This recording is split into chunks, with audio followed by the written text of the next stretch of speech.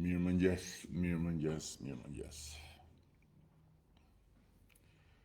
Mirëmëngjes edhe më lejoni që ta nis këtë sy sot me një falenderim shumë të përzemërt edhe me shumë mirënjohje për shqiptarët e Greqisë, për ata që në Kret dhe në Athinë erdhën, na mikpritën dhe na mbështetën me shumë zjarr, në ndërkohë që përtej asaj që ishte një emocion si gjithmonë i posaçëm, i komunikimit edhe i përjetimit në një sallë të mbyllur, na u dha mundësia të takojmë plot të tjerë edhe të bashkëbisedojmë edhe të ndjejmë dëshirën për t'u përfshirë në sfidën e bukur të 11 majit. Fatkeqësisht një pjesë nuk janë regjistruar, sepse o e kanë lënë për në fund, o nuk janë informuar si duhet, o kanë pas probleme me regjistrimin dhe pastaj ishin pjesë atyre që u dogjën në thonjza, po jo dhe aq në thonjza. Megjithatë, një numër i konsiderueshëm po ashtu premtuan që kanë bërë plan të vinë të votojnë këtu në Shqipëri, mirë se të vinë, dhe dua të falenderoj në mënyrë të posaçme të mikun Zotrin që më solli këtë në takimin e Atinës. Jam shumë falenderues. Edhe ky do të qëndroj këtu si simbol i një fitoreje të paharrueshme. Fitoria me 19 e 10 në radhë për ne, mua dhe Partinë Socialiste. Diku në një sallë pritje këtu kam një dorë tjetër që ma ka dhuruar dikush tjetër në një nga fushatat, nuk e kujtoj eksakt cila prej tyre tani, se janë bërë shumë, por me 2 gishtat dhe me trëndafilin, një tjetër fitore e bukur, ajo e numri 2. Kështu që shumë faleminderit, edhe kam shumë besim që me votën e diasporës ne do të arrijmë diçka spektakolare, në ndërkohë që kemi, mos gabohem tani se jam bërë shumë lëmsh kur i thonë nën presionin e një agjende që ngarkohet çdo ditë më shumë, edhe që ka lëvizje të panumërta, por mos gabohem, kemi edhe një takim tjetër jashtë në Itali dhe do të jetë ajo një kënaqësi e veçantë. Në ndërkohë që të gjithë shqiptarëve jashtë, atyre të Greqisë, atyre të Italisë, atyre të Europës, të mbar botës kudo ku janë, u them se ky është momenti ynë, është momenti i përputhjes së fateve. Nuk e kemi pasur këtë moment në asnjë moment tjetër të kohës, qysh se jemi shliruar nga makthi dhe nga kthetrat e diktaturës komuniste dhe kemi hyrë në rrugën e Europës për të bërë një ditë pjesë e pandarë dhe e pandashme e Bashkimit Evropian. Këtë moment që na ka përputhur fatet. fatin tonë europian, i mishëruar në ambicjen, në dëshirën, në këmbguljen, në ëndrrën shumë të vjetër për të qenë pjesë e Bashkimit Evropian, dhe fatit të vetë Bashkimit Evropian, që sot është i mishëruar në ambicjen dhe në dëshirën për të zgjeruar radhët edhe për të përfshirë antarë të rinj. Edhe gjendemi aty. Gjendemi në vend në dur, në kohën e dur. Vendi që ata duan të përfshin bashkë me marrjen e zi, të dyve na konsiderojnë frontrunners ose ndryshe pararoj për gjitha ato që kemi arritur të bëjmë, por edhe për arsyet geopolitike. Tani ka disa që teorizojnë, unë i marr në fakt çdo mëngjes nga stafi im disa shënime në një faqe se çfarë teorizohet mbrëmjeve në ato pasqyrat e kënetës mediatike. Dhe ka disa që teorizojnë që kjo është kot, sepse në të gjitha rastet Bashkimi Evropian nuk do të marri brenda as Shqipërinë dhe as kënd tjetër, ose kjo është kot, se në të gjitha rastet po qese do marri Shqipërinë, do ta marri pavarësisht se kush fiton në Shqipëri. Janë muhabetet e njerëzve që ju ka ecur jeta shumë mbar, me thënë drejtën. Një rat lëk i madh. Po të shikosh me kujdes, ankohen shumë, po janë përfituesit më të mëdhenj të gjithë këtyre viteve. Janë përfituesit më të mëdhenj të rritjes ekonomike, janë përfituesit më të mëdhenj të gjitha mundësive të shtuara të këtyre viteve. Përgjithsisht nuk them gjithë, se s'mund të bëj asnjë insinuat të kësaj natyre pa pasur fakte, por bazuar në faktet, jo të gjithë, po pjesa më e madhe teorizojnë, ndërkohë që nuk deklarojnë atë që marrin plotësisht. Pra, një pjesë të pagës për gjithë ato orë që kalojnë duke rrokanisur miletin me lloj-lloj teorishe, me lloj-lloj marrëzish, e fshehin. Ju qajnë hallin pensionistëve, qajnë hallin edhe që u kopjua programi. Kjo e kopimit programit është gjëja më qesharake në botë. A thua se bëhet fjalë për ndonjë kod atomik. Thua se bëhet fjalë për ndonjë kod kasaforte të ndonjë sekreti, kodi Da Vincit. U kopjua kodi Da Vincit, o zot, o zot. Dhe me gjithë se u qajnë halli pensionistëve, nuk japin kontributën e tyre që të për fondin e sigurinë shoqërore. Deri këtu është niveli i banalitetit dhe hipokrizisë këtyre lloj krijesave kënaqëtore. Ndërkohë që vërteta është shumë më ndryshe, shumë më ndryshe. Që nga fakti që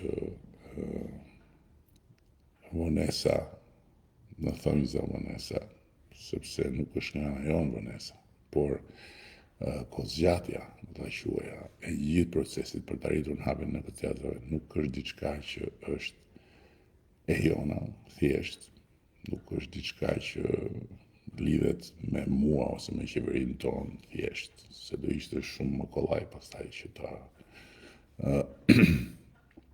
përcaktonim dhe këtë si një faj të rilindjes, si një mëkat të rilindjes, por është diçka që mund shihet fare kollaj boll të duash të marrësh vesh pak më shumë për si funksionon Bashkimi Evropian.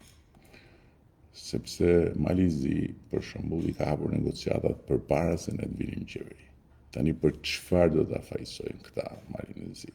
Për cilën nga ato pika që i rendisin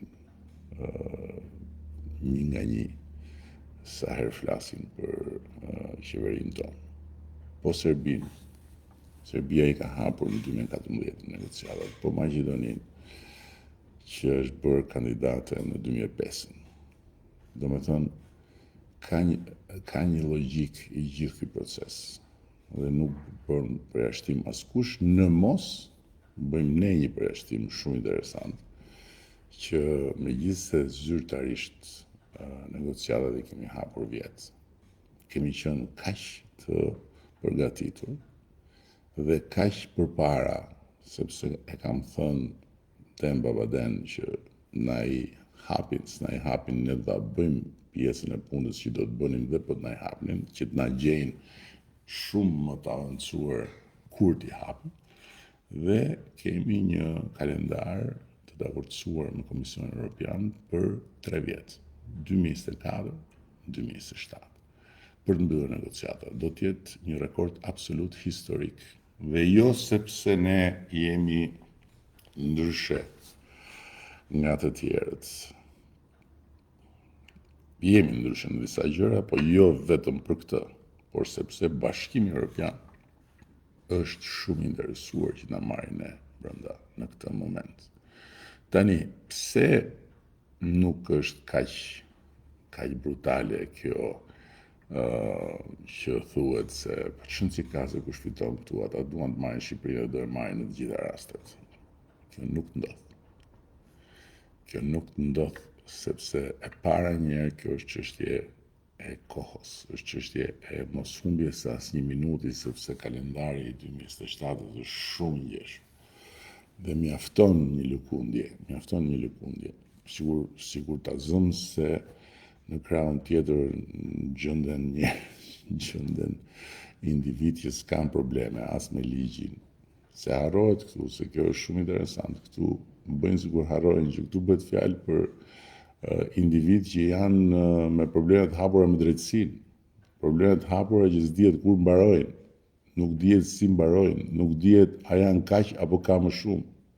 Tani si mendoni ju që Bashkimi Evropian këto nuk i merr në konsiderat?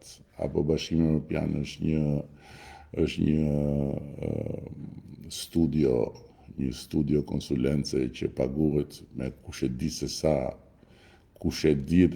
dhe kush di se si paguhet, me thënë të drejtën, dhe vjen nga Amerika këtu se paguhet, edhe bën fushat për një palë, edhe këtu mbyllet filmi.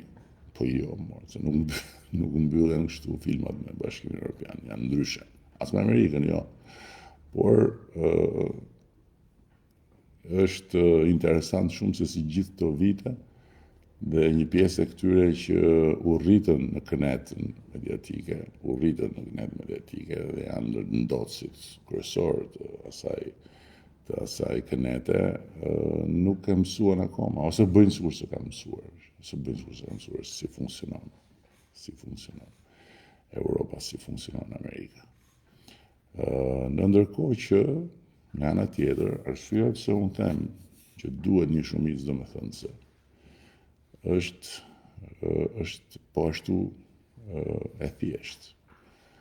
Nuk është rastësi fare, përkundrazi, dhe nuk është thjesht për këtu dhe për këtë do të na votojnë ne në 11 maj, po është edhe për ata në Bruksel.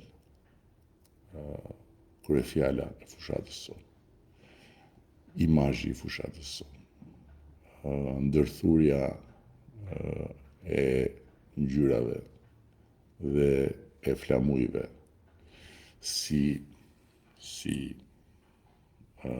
kartë vizite e fushatës sonë.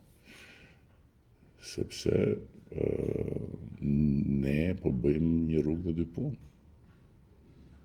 Patjetër.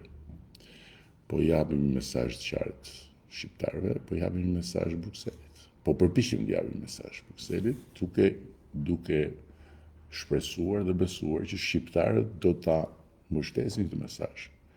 Dhe në 11 maj Brukseli do të marrë mesazhe shumë të qartë që një shumicë përtej shumicës thjesht aritmetike partijake kërkon antarësimin tani. Është një mesazh që shqiptarët mund ta japin. Nuk bëhet kollaj dot, në mos nuk bëhet dot fare në një vend tjetër, një fushat e një forcë në qeveri me flamurin e BE-s, për 1.001 arsye. Gjërat po ndryshojnë, BE-ja po fiton shumë popularitet brenda BE-s për shkaqe të sigurisë, të nevojës për siguri, por nuk bëhet shumë kollaj. Dhe mesazhi duhet jetë shumë i qartë. Ne shqiptarët, ne populli shqiptar, ne qytetarët e Shqipërisë, duam të hyjmë në BE tani. Dhe me këtë mandat, me këtë mesazh, unë dhe ne, qeveria, do të shkojmë dhe do të kemi një argument shumë të fortë më shumë për të nxitur procesin. Është e gjitha një luftë diplomatike, politike, nga të katër anët. Dhe kush nuk e kupton këtë, nuk kupton asgjë, nga si funksionon bota, si funksionon marrëdhëniet ndërkombëtare për një vend si Shqipëria, se për një vend si Franca apo si Gjermania ka më pak rëndësi. Edhe pse prap ka rëndësi se kush është në krye. Për një vend si Shqipëria apo për vende të tjera si ne, patjetër që kjo është themelore. Si mund t'i jetë BE-s përpara bufi i Knetës bashkë me gjithë atë Knet madhe dhe BE-ja thotë po tani nuk ka ndodhur asgjë, hajde. Edhe pastaj ç'a bëjnë, marrin ambasadorin e BE-s i thonë si mendon ti, ç'a do thotë ambasadori i BE-s. Si do thotë BE-ja? BE-ja thotë atë që tha ambasadori, që hyrja në BE bëhet në bazë meritës vendit. Dhe pikë marrë muhabeti, po patjetër, se kush po e diskuton. Po si llogariten meritat e vendit, nëse vendi i jep mandatin një personazhi apo disa personazheve që janë me hallet hapura me drejtsinë, edhe që për cilët BE-ja nuk është shprehur në asnjë rast dhe as nuk ka lënë të kuptohet se ka ndonjë rezervë për proceset e drejtësisë. Kështu që besoj që është mosqesh, thot Koli Bishtenja, mosqesh thot se partia e atij thot i referohet atij që unë i them bufi, është në pikë të hallit, si zgjidhet ky problem. Jo, ky problem nuk zgjidhet nëse partia në fjalë nuk kupton që është në pikë të hallit dhe nëse ata të cilët e mbështesin partinë në fjalë nga pasqyrat e Knetës nuk vën gishtin në plagë, por e kërkojnë plagën gjetë. Nëse ata që mbështesin nga pozicione jo drejt për drejt partijake, atë far force vazhdojnë me teoritë që këtu s'ka zgjedhje, këtu loja është e mbyllur, këtu dida këtu dida di, këtu krimi, këtu këto, nuk zgjidhet. Sepse këta janë kaq qesharak sa që gati 1 milion shqiptarë i trajtojnë si të lidhur me krimin, i trajtojnë si njerëz që janë shitur, i trajtojnë si njerëz që blihen, i trajtojnë një çmenduri totale. Dhe prandaj nuk zgjidhet. E vetmja zgjidhje është ajo që ata vetë, domethënë ajo parti vetë kuptoi që duhet ta zgjidhë, përndryshe do mbetet e pazgjedhshme dhe nuk do zgjidhet kurrë nga shqiptarët. Kurrë. Nëse nuk ndryshon. Kështu që s'është problemi jon ky. por kjo është e vërteta. Kjo është e vërteta. Atëherë, pse na I morë edhe ata të FRPD-s, thot Laerti, nuk është se I mora ata të FRPD-s. E para njerë bëhet fjalë për një grup shumë interesant dhe vërtet shumë pozitiv, vajzash dhe djemsh të forumit rinor të Partisë Demokratike të Vlorës, edhe për dikë që ishte zëvendëskryetare e forumit Partisë të rinor të Partisë Demokratike në shkallë kombëtare. Ka krijuar një impakt, patjetër ka krijuar një impakt. Ata nuk u bën socialist dhe disa mund bëhen, disa mund mos bëhen, mbase të gjithë mund mos bëhen, por janë pozicionuar për të dhënë mesazhin. Janë pozicionuar për të dhënë mesazhin për arsyet e tyre. Kanë shpjeguar disa arsye edhe në podcast, një përfaqësi e tyre, por ata do të bëjnë fushatën e tyre. Është interesante.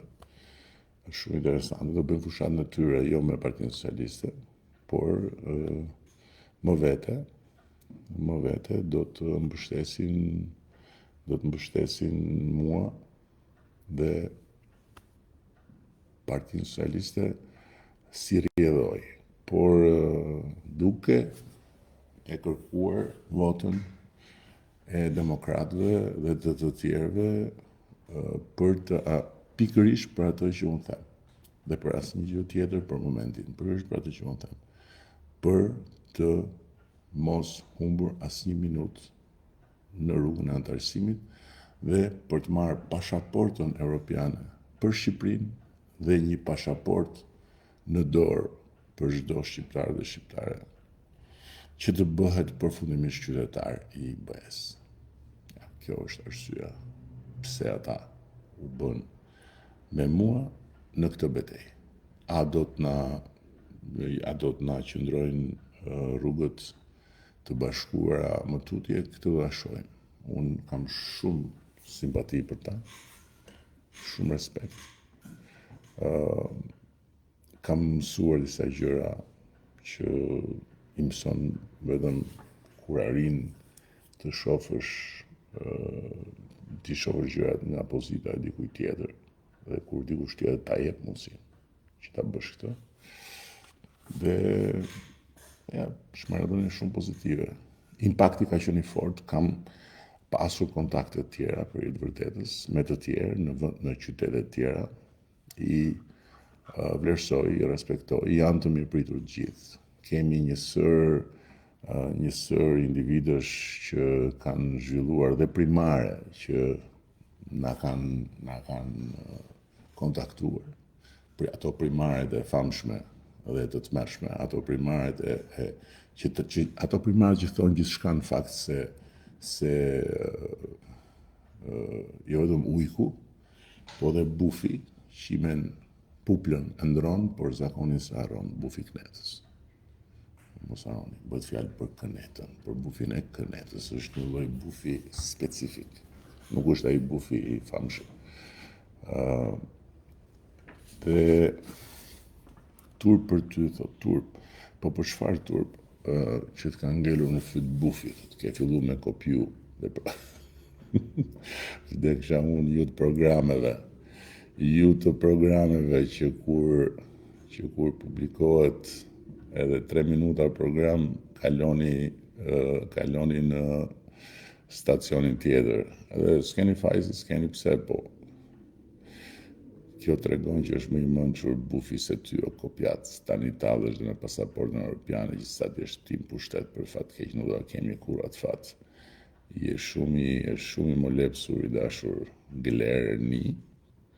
Je shumë I molepsur edhe nuk e di si mund të ndihmoj, po një gjë të lutem se kjo kopimi I programit është shumë qesharak.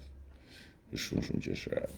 Programet janë rrugëve dhe nuk e di sa programe ka rrugëve mira që mund t'i shohësh, t'i konsultosh, ti adoptosh të bësh çfarë duash, nuk ngel. Dhe një gjë tjetër, se për të kaluar tani në anën shumë serioze, kam thënë dhe më parë, ne kemi një program pune, një program qeverisës, që është një program me cilin po antarësojmë Shqipërinë në Bashkimin Evropian, a e kuptoni? Se kjo i thot të gjitha. Bashkimi Evropian nuk antarëson, nuk i afrohet fare vëndeve që nuk përmbushin standardet dhe kriteret që ka Bashkimi Evropian, në të gjitha aspekte. Kështu që nëse Bashkimi Evropian na sheh si vendin më të mundshëm për të antarësuar nga gjithë rajoni në këtë moment, kjo tregon se shikon faktet dhe shikon standardet dhe shikon çfarë progresi i jashtëzakonshëm është bërë. Dhe kur ne morëm detyrën, ata nuk na llogarisin fare si një opsion për të antarësuar në BE në të gjallët tonë. E kuptoni apo? Tani çfarë muhabetesh janë këto? Si që nga këto? Hap në një fabrikë ku të punojnë rinia opalluqe. Para pak ditësh isha në një fabrikë, edhe e pat, natyrisht nuk e pat, por kush e pa që ishte një super fabrikë dhe në atë pikë ku isha unë tek ajo fabrikë, ishte plot fabrika të tjera rreth rrotës. Kështu që kush do një punë në Shqipëri e gjen, dhe kush do të punoj punon. Kjo është pak, po është e sigurt fare. Fare e sigurt. Dhe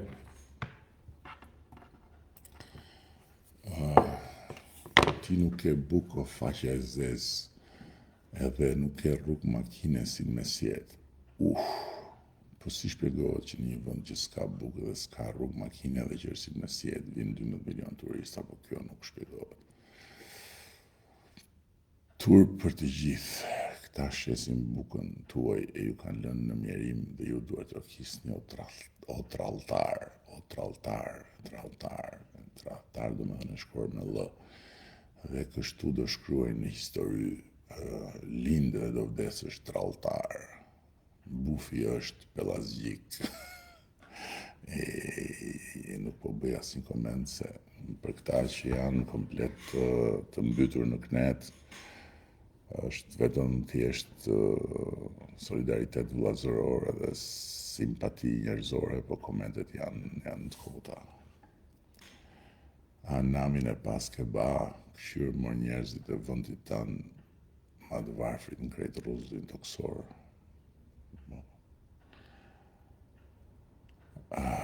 Pse e ftove në i qytetarë të thjesht që me të vërtet ka ba sakrifica për Ramazan, merr mendja shumica atyre që ftove s'kan bënë e Ramazan. Tani iftari në këndvështrimin tim ka një vlerë shumë të madhe përtej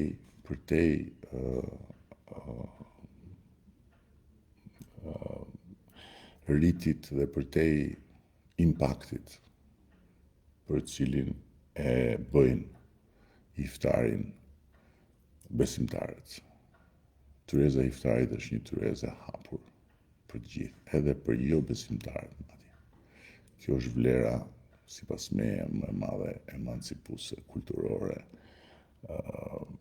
e bashkëtesës që sjell tyreza e iftarit. Dhe do t'ishte hipokrizi, besoj unë, e kundërta, ndërkohë që për sa i përket atyre që janë më të varfër, ka plot programe që ne bëjmë dhe që ne zbatojmë, dhe vjen puna tek ndihma për të varfrit, tek mbështetja për të varfrit edhe në nivelin e këtyre këtyre lloj aktiviteteve, siç është një iftar për shembull. Unë them që bëhet pa media, bëhet pa televizor, bëhet pa publicitet. Okay? Ndërkohë që iftari tani më tradicional i kryeministrisë ka një tjetër qasje dhe ka një tjetër shënjestrim për sa i përket gjithë njerëzve që ftohen aty.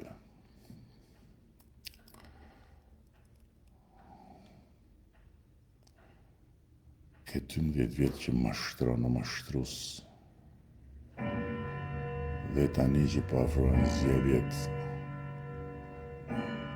janë bërë rrugët për faqe të zezë, po lejmë grop para në makinë, nuk e di në cilën grop ke rënë sfumi i dashur në makinë, por unë besoj që çka është bërë me infrastrukturën në këto vite nuk është bërë në të gjitha vitet e tjera të marrës bashku, në të gjitha nuk është bërë të marrës bashku ajo që është bërë me infrastrukturën në këto vite dhe ajo që do vazhdoj të bëhet në 4 vitet e ardhshme me të gjitha projektet që janë në proces dhe që janë të financuara. Dhe tani më jo vetëm me infrastrukturën rrugore, por dhe me atë e kurrëdhore.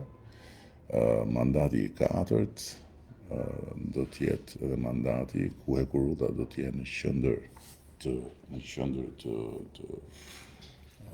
vëmendjes. Dhe ideja është që Shqipëria 2030 do të jetë një vend ku do të jetë shumë e qartë që s'do të mungojë më infrastruktura e kurrëdhore dhe të gjitha projektet do të mbyllen në fillim të dekadës tjetër si kurrëdha funksionale të gjitha në fillim të dekadës tjetër, por ama të gjitha projektet do të fillojnë brenda kësaj dekade. Një pjesë do të mbyllen në këtë dekadë, një pjesë do të mbyllen në fillim të dekadës tjetër. Ngeli duke dhe një mirë, për çfarë po gënjej për shembull Bujarë, se unë nuk e kuptoj dot këtë. Ngeli duke për çfarë eksaktësisht për shembull po gënjej. Se ka një arsye tjetër pse shumë kush për jush zhgënjehet shumë kur bëhen zgjedhjet dhe fillon vëkujen na i vollën, ose janë dhe disa nga këta të kënetave mediatike që të pasqyrave të kënetës mediatike që thonë nuk ja vlen fare të shkosh në zgjedhje se zgjedhjet janë të vjedhura, por në fakt arsyeja pse shumica e popullit voton Partinë Socialiste dhe voton për na dhënë mandat pas mandati, është se këto që ne themi, këto që unë them, janë faktet jetës reale të këtyre njerëzve. A kupton? Do me thënë, nëse ne themi që kemi trefishuar të ardhurat për frym, dhe nga 3.324 euro që ishin, ku ne morëm detyrën, janë 10.342 euro. Kjo është diçka që ata që na dëgjojnë dhe që dëgjojnë për të dëgjuar, jo dëgjojnë thjesht dhe vetëm për të sharë pastaj edhe për të luftuar me faktet, e din që është kështu, sepse e kanë këtë gjë në realitetin e tyre. Dhe kur themi që pastaj në Shqipërinë 2030 të ardhurat për frym do shkojnë 15.000 euro, kush ka parë që të ardhurat për frym kanë ardhur duke u rritur, e kupton që të ardhurat për frym do të rriten. Ose pagën mesatare në sektorin publik. E din shumë mirë njerëzit që punojnë në sektorin publik se sa e kishin. Kur ne e morëm detyrën, ishte 372 euro. Dhe ky është fakti. Dhe kur unë them që paga mesatare në sektorin publik e thotin stati, por e them duke referuar Instatit, në 2024 arriti në 1.000 euro, kjo rezonon me ata që marrin pak. Ata që marrin pak e din.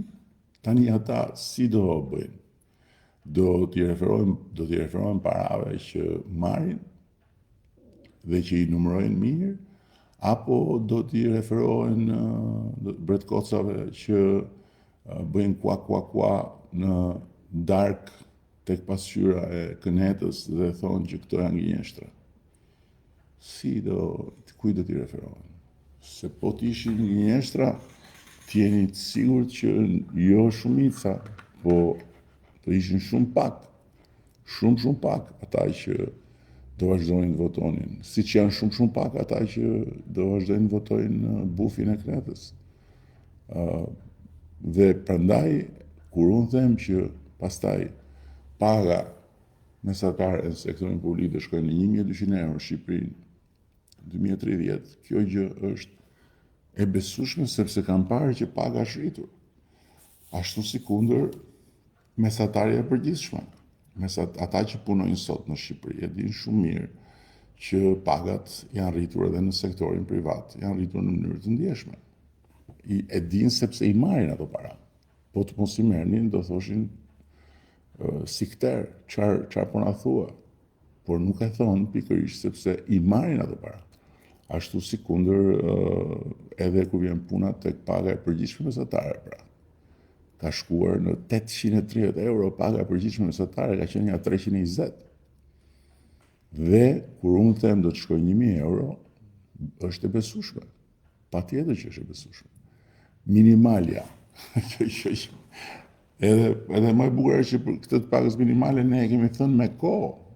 Nuk e kemi thënë sot, po nuk e ka pas njëri mendjen. E kemi thënë me kohë që në 2026 do bën që mbas zgjedhjeve do ta përcaktojmë, se para zgjedhjeve nuk e bënim dot sepse është ndaluar me ligjin elektoral. Po mbas zgjedhjeve do ta përcaktojmë që do të jetë 500 euro, madje kemi thënë mekanizmin se do bëhet 500 euro.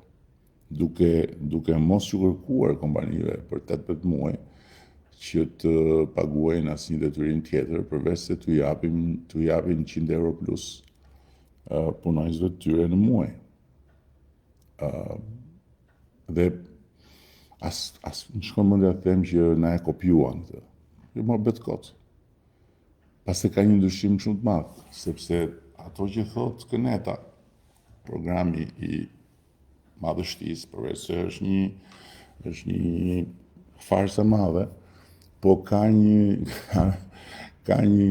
një falsitet total brenda tij, sepse thotë Këneta thotë ndatë 12 maj gjitha këto të bëhen realitet. Ne nuk themi kështu. Ne themi në Shqipërinë 2030 do të arrihen këto parametra. Nuk themi që në 12 maj do bëhet realitet minimumi jetik 200 euro. Nuk e themi këtë, se nuk do ndodhi kjo në 12 maj. Do ndodhi brenda mandatit. Dhe flasim për pensionet. Do ndodhi në Shqipërinë 2030, pra do ndodhi gradualisht, dhe kemi bërë shumë qartë llogarit duke pas parasysh edhe Bashkimin Evropian. Pastaj si mund të besojnë njerëzit në Knet, kë nuk ndodh. Vazhdo, thotë Tomori, se po të vjen shërif. O Zoti i madh. O Zoti i madh. Nga 1 në 10 sa mbështet inteligjencën artificiale.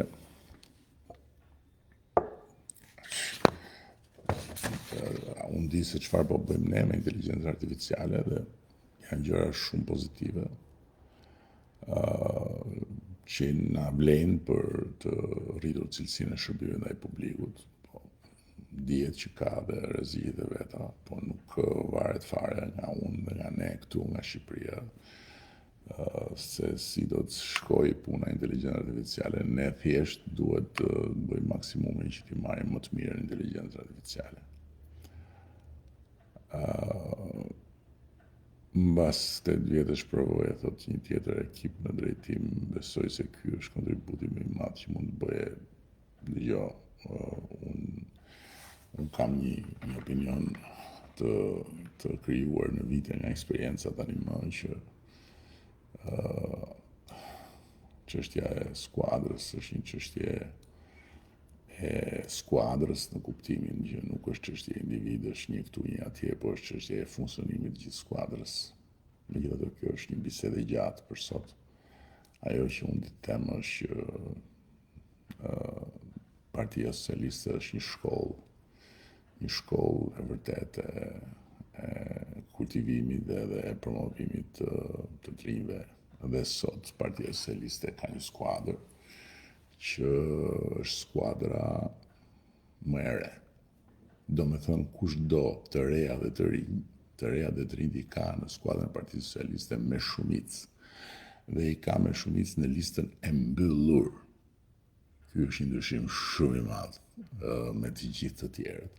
Të shkosh të votosh ato moçalishtet e reja që janë hapur, në rastin më të mirë, me fat, mund të marrësh në parlament, mund të kesh parlament një person, e çdo bëj një person. Ndërkohë që duke votuar për ne, përveç të gjitha të tjerave, do kesh shumë të rinj dhe të reja në parlament, që janë praktikisht baza e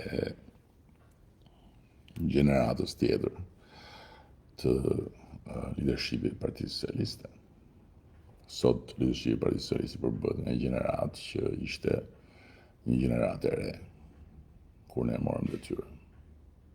Tani një tjetër gjeneratë po rritet hap pas hapi me akademinë politike, me platformën deputeti që duam, me gjithë hapësirat që ne kemi krijuar dhe faktikisht kemi bërë një transformim radikal të skuadrës që kishim. Kjo është gjëja që ja dhe mashtrimi i radhës, sot i fani, po për çfarë mashtrimi i radhës ke fjalën më fane? Irfan Koçi, për çfarë mashtrimi i radhës ke fjalën? Se unë jam duke folur dhe më duket se po them gjëra fare të thjeshta të verifikueshme. Pse filloi që tani para votime rrogat minimale 500.000, pse në 2026, apo sa të kalojnë votimet, të mori prapë, të morë, nuk ka lidhje fare me votimet kjo i dashur, hiç, zero. Ne nuk kemi bërë asgjë për votimet në kuptimin asgjë nga ato që unë kam thënë kur parashtrova piketa dhe prandaj i quajta dhe piketa të programit ton qeverisës. Nuk është bërë për votime, miku im. Asgjë, zero. Është i gjithë programi ynë, qeverisës. Ne punojmë me program, ne kemi kalendar, ne kemi ato 300 ditëshat e brendshëm që çdo 300 ditë rinovohet programi, çdo ministri, çdo ministër, çdo ekip, çdo institucion i pavarur, domethënë në kuptimin institucioni i veçantë që varet nga kryeministria, akshi, kadastra tjetri kanë programin e tyre, kështu që është program permanent qeverisja, nuk është muhabet. Nuk është muhabet kënete, që hajtë po mblidhemi dhe po bëjmë një program dhe po marrim dhe sherifin. Po na vjen dhe sherifi.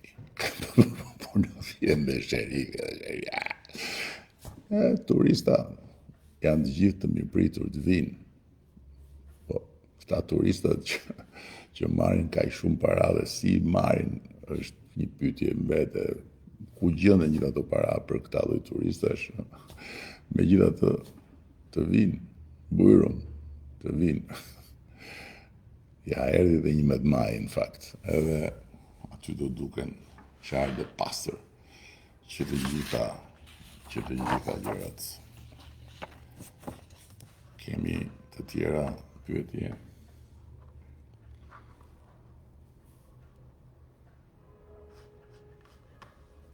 Zoti të rujt mos më ndalë, thot Lavinoti, faleminderit shumë Lavinote, e vlerësoj shumë. Rivlerësimi i pronave do të bëhet në 6 mujorin e dytë, e kemi thënë këtë me kohë, dhe ka disa arsye. Pse? Është një punë shumë e madhe, po përgatiten hartat, sepse po bëhet gjithë bilanci i shitblerjeve e tjerë që të bëjmë një rivlerësim sa më domethënës dhe sa më të favorshëm për të gjithë ata që po e presin. Me sa sheqer e pi kafen, 0 sheqer. Pile kur më thonë, a do sheqer, them jo se jam shumë i ëmbël vetë. Në fakt jam më i ëmbël se sa dukem në të vërtetë. Ishte shumë e bukur dhe me këta të rinjtë e FRPD-s, mbasi ndetëm një orë, gjysmë 2 orë, më thoshin more, po pse kështu jeti, se je ndryshe nga televizori. Në fakt unë jam po ai që jam, po mbas në televizor dukem qikësi më i zymë, nuk e di pse. Megjithatë të çon si ka kjo, unë nuk jam kandidat për ndonjë martesë, sepse kam një martesë të lumtur, kështu që nuk jam për të dukur bukur apo për të dukur i ëmbël apo i thartë, jam këtu për të bërë punën, kështu që kjo është gjë e më e rëndësishme.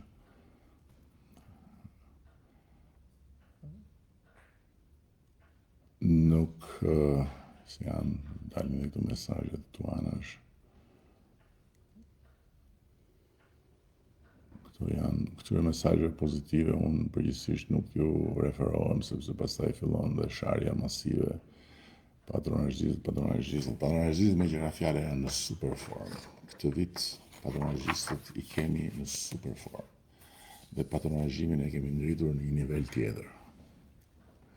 Edhe ja u kam thënë atyre që i shajnë që mos i ngacmoni sepse motivohen më shumë. Mos i cysni sepse janë ambicios të mëdhenj dhe janë shumë të fokusuar tek kjo punë, ju pëlqen shumë kjo punë edhe janë vërtet qeliza të Partisë Socialiste, dhe kush nuk është në Partinë Socialiste nuk e kupton se për çfarë po flas. Edhe nuk i vë dhe faj që se kupton edhe flet për qartë pastaj. Një ndryshim shumë themelor midis nesh dhe të tjerëve është se ato s'janë parti. Të tjerat nuk janë parti, nuk kanë parti. E pat vetë çfarë ndodhi me primaret dhe e shihni vetë se çfarë ndodh në përgjithësi. Nuk kanë parti. Janë çeta, janë tufa, janë turma, janë grupe, po nuk janë parti, nuk kanë janë gjymtyrë të shpërndara që bashkohen edhe montohen në punë vullnetare, por nuk arrin dot të harmonizohen, nuk arrin dot të artikulohen. Është kua nga të katër anët, është qamet i madh. Okej, besoj që nuk dia ka ndonjë ikse na ape barku. Po pse më bledi ta për barkun, po pse nuk je i detyruar të rish këtu, mund të dalësh,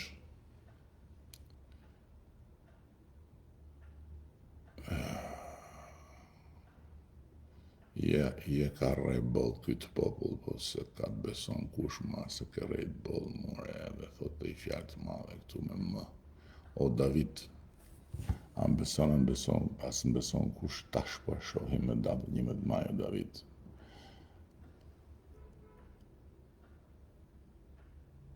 Si ka mundësi çdo 4 vjet ke nga 300.000 vende pune, për me 2 vjet nuk do kishin ikur gjithë jashtë vendit tonë. Tani 300.000 vende pune, ja u thash, është shumë e thjeshtë. Merrni regjistrin, shikoni sa të punësuar kishte në Shqipëri kur ne morëm detyrë. 1.023.000 me regjistër të regjistruar që paguan detyrimet. Sot janë 1.327.000. Si t'ja bëjmë tani? Si t'ja bëjmë? Janë apo s'janë? Po janë pra. Të janë fakte, nuk janë muhabete. Janë. Eksaktësisht po, janë. Edhe kur them unë kur flas për papunësinë, edhe çojnë sa thonë, po patjetër se është ulur popullsia, prandaj është ulur edhe papunësia. Nuk funksionon kështu. Nuk bazohet tek numri i popullsisë, bazohet tek forca e punës. Sa ka qenë forca e punës, sa është forca e punës, sa ka qenë. Edhe po të shikosh forcën e punës, është ndryshe. Është ndryshe. Edhe këto gjëra i thotë instanti, nuk i them unë. Ajajaj.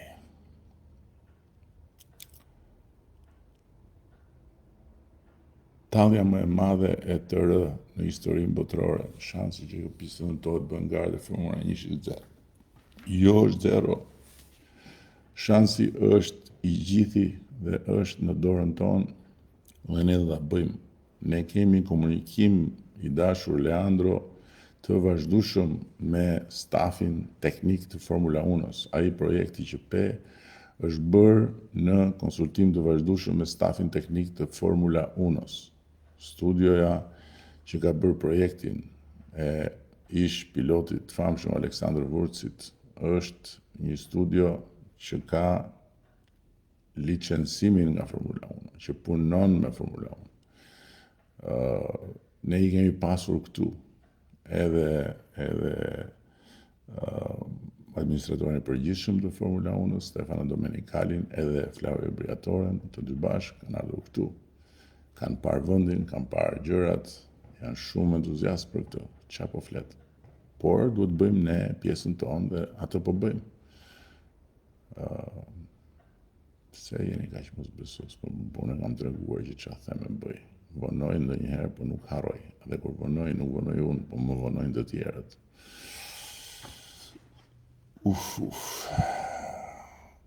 Fjala kyçe e qeverisë tënde është bufi. Jo, fjala kyçe e qeverisë time nuk është bufi.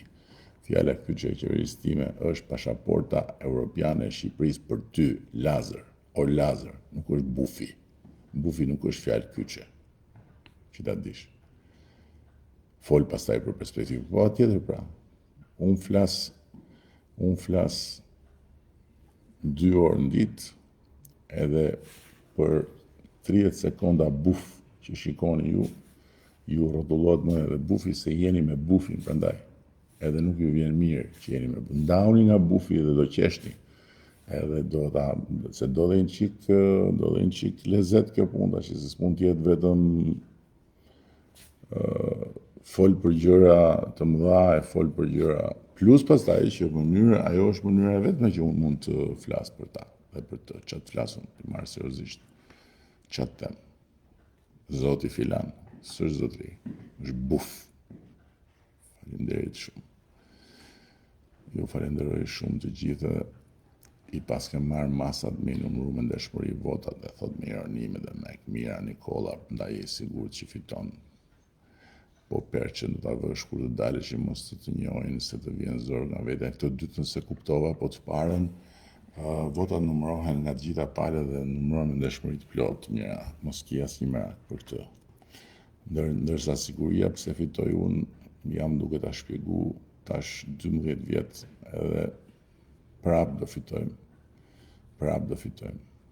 Dakord, se kemi bërë shumë punë, por edhe se s'kemi kundërshtar. Është edhe kjo e dyta, me thënë drejtën. Çfarë bëjmë? Nuk kemi kundërshtar. Okej. Shumë faleminderit. Edhe për sot e mbyllim të sy më sy. Shifemi ditën e njëjtë, po në mëngjes, po sy më sy. Ndërkohë do kemi sy më sy tjera.